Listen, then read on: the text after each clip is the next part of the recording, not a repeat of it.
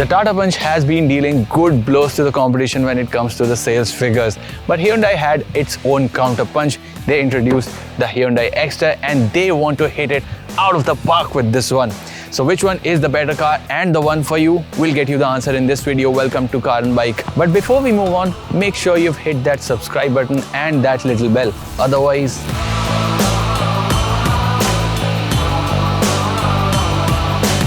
in the visual department, the Exter gets enough elements to pass it off as a micro SUV. It has a flat bonnet, body cladding and roof rails, while the edge-shaped LED DRLs and loads of cuts and creases give it a design that will turn heads. But the 15-inch wheels make it look a little under-tired and the rear quarter design isn't very appealing. The Punch, despite being the older model, looks a lot more digestible as it has flared wheel arches and 16-inch alloy wheels that look more proportionate. Even the rear has a muscular look and the overall design is quite handsome. The Punch is longer and wider, but the Exter is taller and has a better wheelbase. The ground clearance is slightly better in the Tata Punch. in terms of looks, the Punch's design looks a lot more proportionate. You have this whole mini Harrier look going on up front, and the overall design also looks proportionate, especially from the rear end. It looks more SUV-like. The Exter, on the other hand, it's a little polarizing. Not everyone will like this design. It's got a lot of cuts and creases, but I personally do not like this design. Which one do you prefer? Tell us in the comments. The Exter has a bigger boot space and it's deeper on the inside, but you'll still have to hold your stuff like this and put it in because the loading lip is not that low. The Punch has slightly lesser space and you'll still have to lift your stuff to fit it in. But both the cars don't give you the functionality of 60-40 split, but you still can fold your seats completely if you're moving bigger stuff with your car.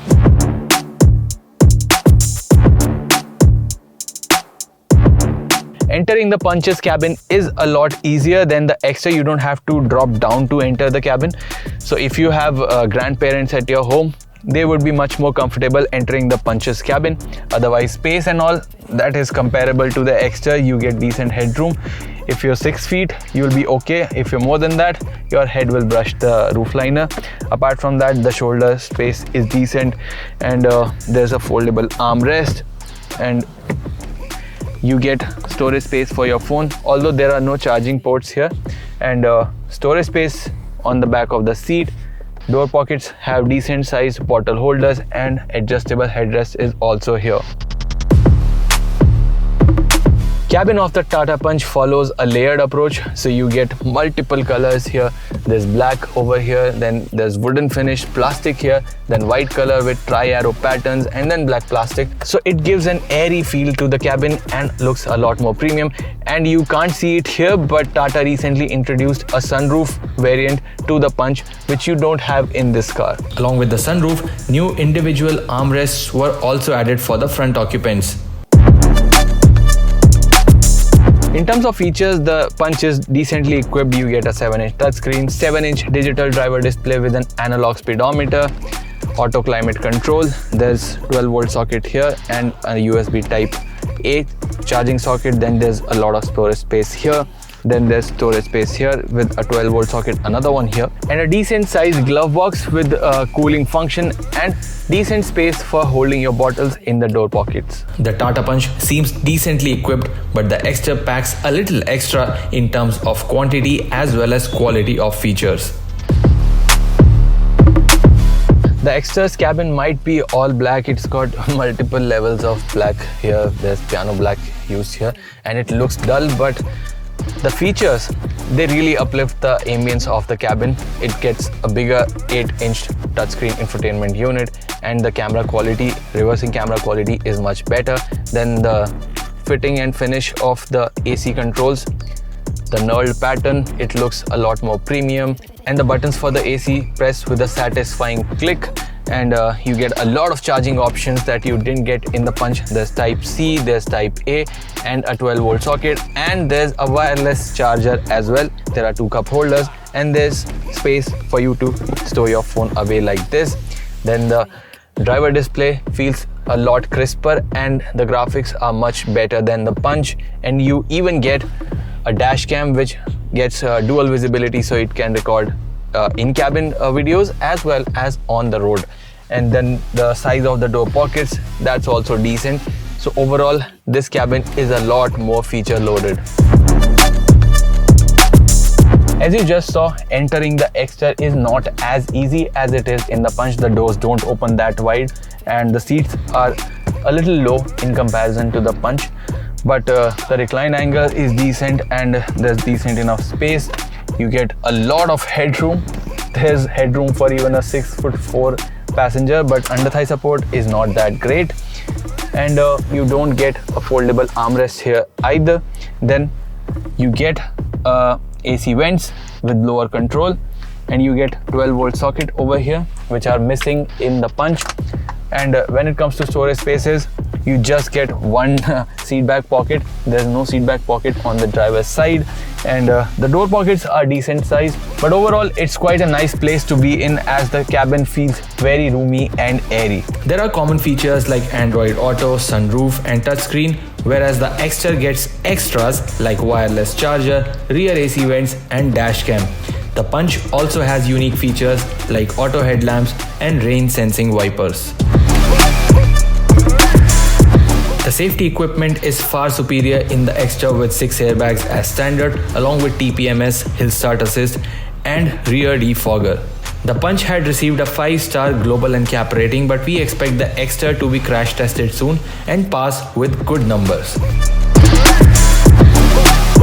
Starting the Exter's engine, you can feel that the refinement levels are much higher than the Punch because it's a 4-cylinder engine, so there are no vibrations that are coming to the pedals or the noise that's seeping inside the cabin. So that really amps up the premium experience. The Exter's engine also feels a lot peppier and gets up to speed without struggling, and the overtakes can be better executed in the Hyundai.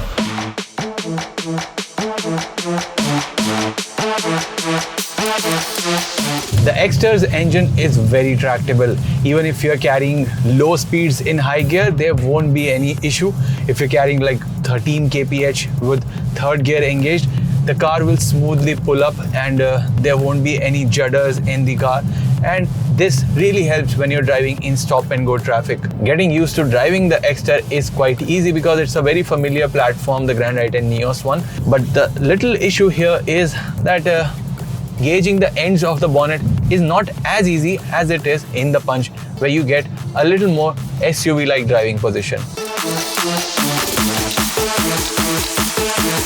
We're driving the manual variants of both the cars, and the one here in Exter, the gear shifts are very sure slotting and very smooth. The clutch pedal isn't very tight or something, so driving the Exter in tight parking spots or in stop-go traffic won't really pose a risk to your left leg. When it comes to handling, the Exter is quite nice, as you won't have any issue in closing those gaps or while driving at the parking speeds, because the steering feels very light in those situations. But the same cannot be said for higher speeds, as you will need to put in some corrective measures for the steering when you're driving at higher speeds. But it's not an overall issue or a deal breaker. It's something that you can definitely live with. So if you drive more in the city and a little less on the highway, then the Exter will prove to be a better companion for you. When you're starting the Tata Punch, the 3-cylinder engine's thrum is quite audible in the cabin, and the vibrations, slight vibrations, can actually be felt on the clutch pedal. But do they smoothen out when you start out? Well, I'll just show by driving. It doesn't. The vibrations, they are there all the time. This engine is not as tractable as the one in the Exter. For instance, if you're at 10 or 15 kph and you're in the third gear, then you will have to downshift before you can properly proceed. Otherwise, the engine judders, and that is not a good feeling. When we talk about the ride quality, there are no complaints, to be honest. But when you factor in the Exter's ride quality, the slow speed ride quality feels a little stiff, but it helps you when you go out on bad roads. You don't have to slow down for the rough patches, and even at high speeds it feels quite nice and confident. There's one more feature in the Punch that really helps its mini SUV, micro SUV credentials, and that's Traction Pro. It's like brake locking differential, and it cuts power to the wheel that is in the air, and It actually helps when you're stuck maybe in low traction conditions such as mud or maybe sand. It's now time to sum up both of these cars. Let's start with the Tata Punch. It's got better and more proportionate design. It's better to drive on the highway, and the rear seats, they are elder friendly. So if you have elderly at your home, they would prefer to sit on the rear seat of the Tata Punch. Now, let's talk about the Hyundai Exter, which in every other aspect is much better than the Tata Punch. Of course, these looks, I'm not really a fan of these, but apart from that, it's got better performance, it's got better features, of course, because it's a Hyundai, and the pricing is more or less the same. So easily, it is the more convincing choice in this comparison. Which one will you pick? Let us know in the comments. You already know my choice.